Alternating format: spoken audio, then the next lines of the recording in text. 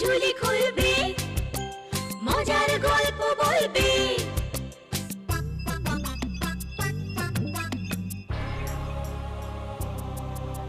গা ছমছম কি হয় কি হয়, কখনো মজার কখনো বা ভয়।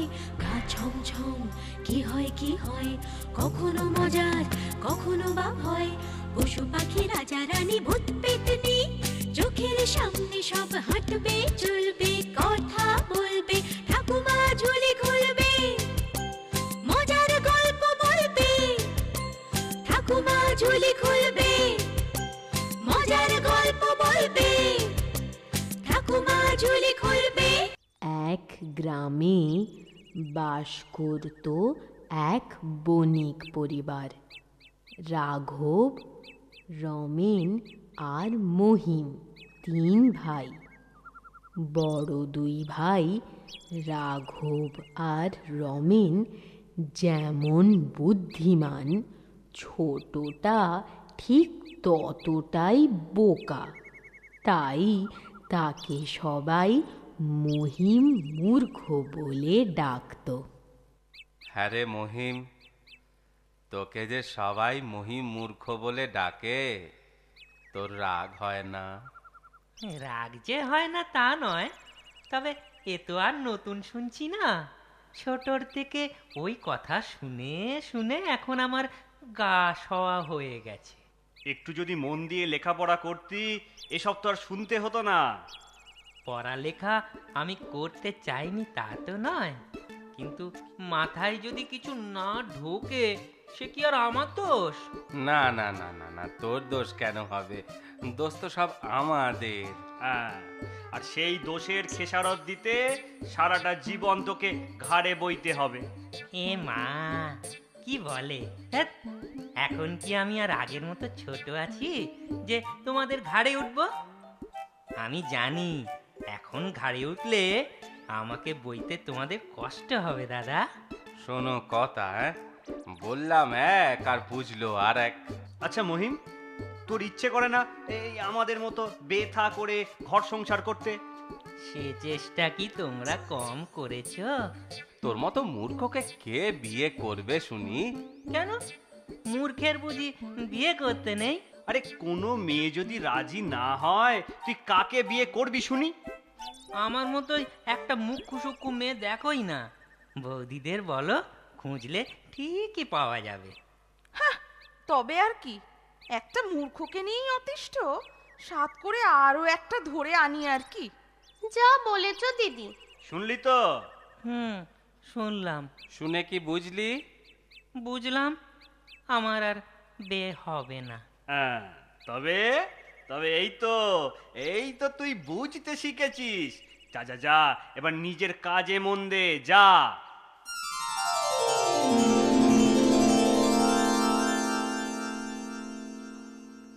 এই যে হবুচন্দ্র। কাকে ডাকছো দাদা? কাকে আবার? আপনাকে। কিন্তু কিন্তু আমার নাম তো হবুচন্দ্র নয়। তুই আমার ছোট ভাই, আমি তোর দাদা, তাই আদর করে ওই নামে ডাকছি। কেন রে, কেন? নামটা তোর পছন্দ নয়? হবুচন্দ্র, হ্যাঁ, নামটা মহিমূর্খের থেকে মন্দ নয়। এই, মন্দ ভালোর তুই কি বুঝিস রে? যা বলছি তা মন দিয়ে শোন। আচ্ছা বলো। বলছি, আমরা 2 ভাই কিছুদিন শহরে থাকবো ব্যবসার কাজে। তুই তুই বৌদিদের দেখবি, বুঝলি? সে তো সকাল সন্ধে প্রতিদিনই দেখি। আরে বাবা, সে দেখার কথা হচ্ছে না। তবে বৌদিদের কথা শুনে চলিস। হ্যাঁ হ্যাঁ, তবে যদি তোর বিয়ে হয়। ও, বৌদিদের যত্ন করলে বিয়ে হয় বুঝি? কি সুন্দর বুঝেছে দেখ। ওহো, ওরা যদি তোর উপর সন্তুষ্ট হয় তবেই না তোর জন্য মেয়ে দেখবে। কিন্তু শুধু বৌদিরা দেখলে হবে না, আমিও দেখব। শোনো কথা, তোর বিয়ে তো তুই নিজে দেখবি। ঠিক আছে ঠিক আছে। বলি, বিয়ে করলে বউকে খাওয়াবে কি শুনি? কেন, আমি যা খাই বউ তাই খাবে। সকালে পান্তা, দুপুরে মুড়ি, রাতে রুটি, আর সকাল বিকেল মুখ ঝামটা আর খাবার খোঁটা। এত সব খাবার খেলে ঠিক পেট ভরে যাবে। শুনলে শুনলে কথা খোঁচাটা শুনলে তোমরা? তোমরা বলো ওর নাকি বুদ্ধি শুদ্ধি কিছুই নেই, সব আছে। কাজের ভয় হাঁদারাম সেজে থাকে খালি। যা বলেছিস ছোট। এই দেখো, এই ওকে নিয়ে পড়ে থাকলে হবে? আমাদের বাক্স প্যাটরা দাও দেখি এবার। এই মহিম, হাঁ করে দাঁড়িয়ে না থেকে ওই ওই ওই বটতলার মোড় থেকে একটা গরুর গাড়ি ডেকে আনতো। আচ্ছা দাদা।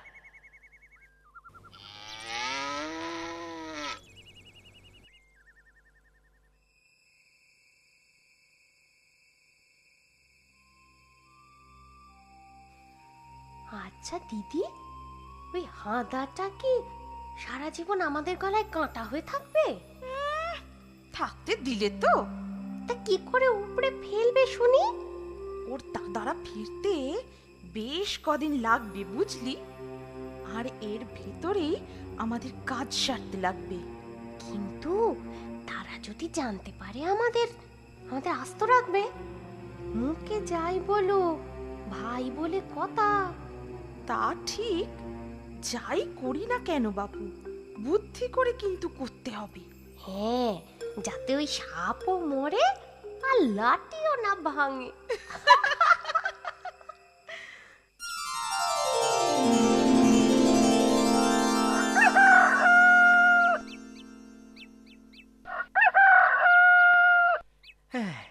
বলো গো বৌদি, তোমাদের কি যত্ন করতে হবে? হ্যাঁ, কুয়ো থেকে আমাদের স্নানের জল তুলে রাখো তো। আচ্ছা, এক্ষুনি তুলে দিচ্ছি। এই সরলা, কুয়োর বালতির ফাঁসটা আলগা করে রেখেছিস তো? সে আর বলতে। ও, খেয়ে দে গায়ের যা জোর বেড়েছে না, জল ভর্তি বালতিটাও কেমন হালকা লাগছে একেবারে। এ কি, বালতিটা কোথায়? সর্বনাশ, তাই এত হালকা লাগছিল। কি হয়েছে মহিম ঠাকুরপো? দেখো না বৌদি, দড়ি খুলে কুয়োর বালতিটা জলে ডুবে গেল। কি অপদার্থ! একটা কাজ যদি তোমায় দিয়ে হয়। আচ্ছা আচ্ছা আচ্ছা, চিন্তা করো না, আমি না কুয়োয় নেমে বালতিটা তুলে নিয়ে আসছি। ও ভুলতি করো না। তুমি কুয়োয় পড়ে মরে থাকলে তোমার দাদারা আর আমাদের ছেড়ে দেবে ভেবেছো? আর তাছাড়া বালতিটা কি আর কুয়োয় আছে? এতক্ষণে জঙ্গলে চলে গেছে। হ্যাঁ, জঙ্গলে? সেটা আবার কিভাবে? আহা, এটাও জানো না? কুয়োর ভিতরে যে পাতালপুরি, সেটা প্রাসাদ তুই জঙ্গলের ভেতরে। পাতালের পথ ধরে বালতিটা জঙ্গলের প্রাসাদে পৌঁছে গেছে। তাহলে ওই জঙ্গলে গিয়ে প্রাসাদের থেকে নিয়ে আসি। শোনো, জঙ্গলে গেলে না শুধু বালতি আনলে হবে না।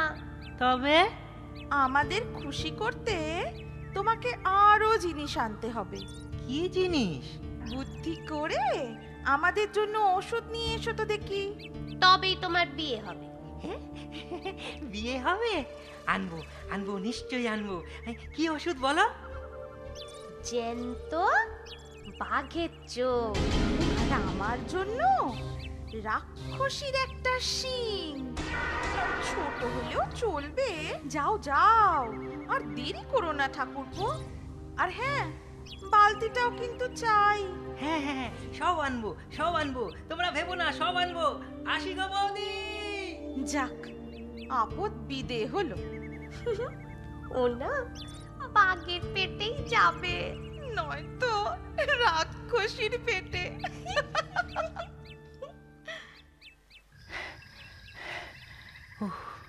কতটা পথ হেঁটে এলাম, না বাঘ দেখা দিল আর না রাক্ষসী। প্রাসাদটা যে কোথায় কিছুই বুঝতে পারছি না।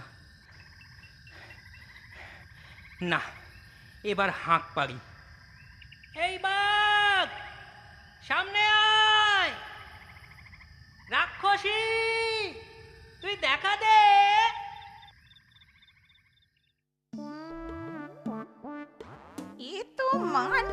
বাঘের গলা। কার এত সাহস? বাঘ আর রাক্ষসীকে সামনে ডাকছে। যাই তো, গিয়ে দেখি তো একবার।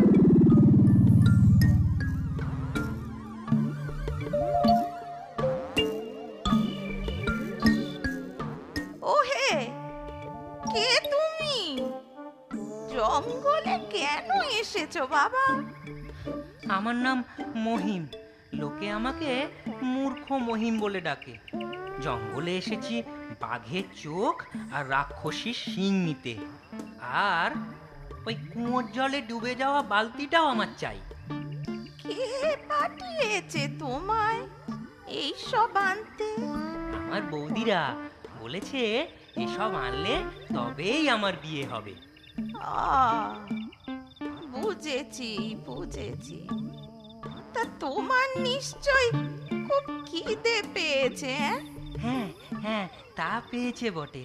চলো চলো চলো আমার ঘরে, সেখানে আগে খাওয়া দাওয়া করো, তারপর তোমার সব কথা শুনবো। চলো চলো।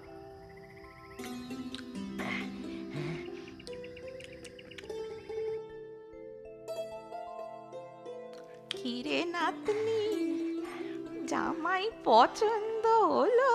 তোমার পছন্দই আমার পছন্দ। ও, আমার বাদ্য নাতনি রে।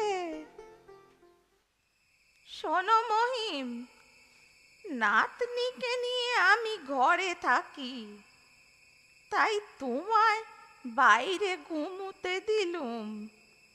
আজ রাতটা বাইরে কাটাও, ওই খাটিয়ায় শুয়ে। কিন্তু যদি বাঘ আসে আমায় তুলে নিয়ে যায়? না না, সে ভয় পেও না।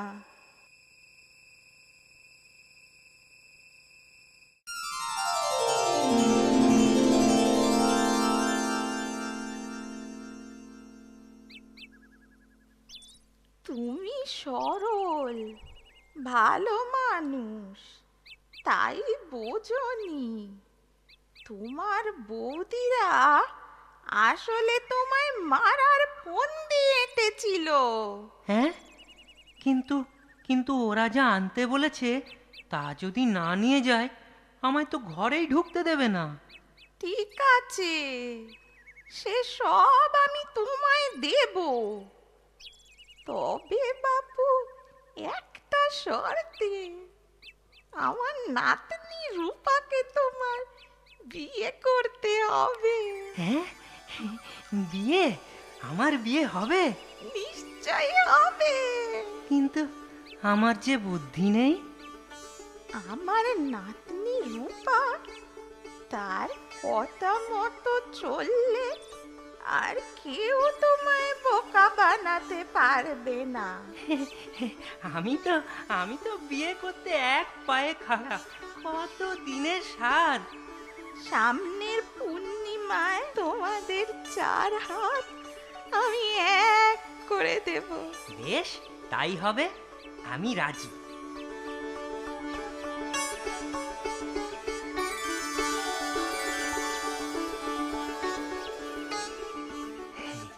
বেথা হলো।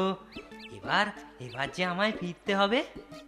কিন্তু ওই বাঘের চোখ, রাক্ষসীর শিং আর বালতি, সেসবের কি হবে? যৌতুক হিসেবে যা পেয়েছো দেখবে, তার ভিতর ওই 2টো সিন্দুক আছে। সে 2টো তোমার 2 বৌদিকে দেবে। বড় বৌদিকে লাল সিন্দুক আর ছোট বৌদিকে হলুদটা দেবে। আর বালতি? হ্যাঁ, এই এই যে বালতি। আচ্ছা, আসি তাহলে। হ্যাঁ, এসো এসো, আমার নাতনিকে নিয়ে সুখে থেকো। ছি ছি ছি, ভাবতেও আমার খারাপ লাগছে। তোমরা আমাদের ভাইটাকে তাড়িয়ে দিলে। এবার আমরা তোমাদের তাড়াবো। কাউকে তাড়াতে হবে না, আমি এসে গেছি। এই দেখো দাদা, আমার বউ রূপা। আরে মহিম, এতদিন এতদিন কোথায় ছিলি? কেন জঙ্গলে? বৌদি, এই যে বালতি আর দুটো সিন্ধুকে তোমাদের মনোমতো জিনিস এনেছি। রাতে খুলে দেখে নিও। তবে হ্যাঁ, একা একা দেখতে হবে কিন্তু। হ্যাঁ, সে দেখবো খন। আগে তো তোমার বউকে বরণ করি। এই সরলা, আচ্ছা সিন্ধুকে কি আছে দেখা হলো না তো? চলো চলো লুকিয়ে দেখি। হ্যাঁ হ্যাঁ, তোর ঘরে তুই দেখ আর আমার ঘরে আমি দেখি। হ্যাঁ, বাহ, কতদিনের ইচ্ছে একটা লাল সিন্ধুকের। এবার এটাকে খুলেই ফেলি। ওরে বাপরে!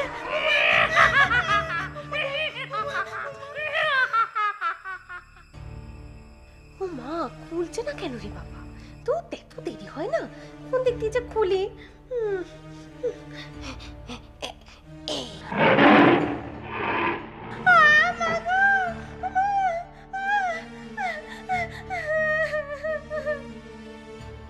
মহিমের বৌদিরা খুব জব্দ হয়।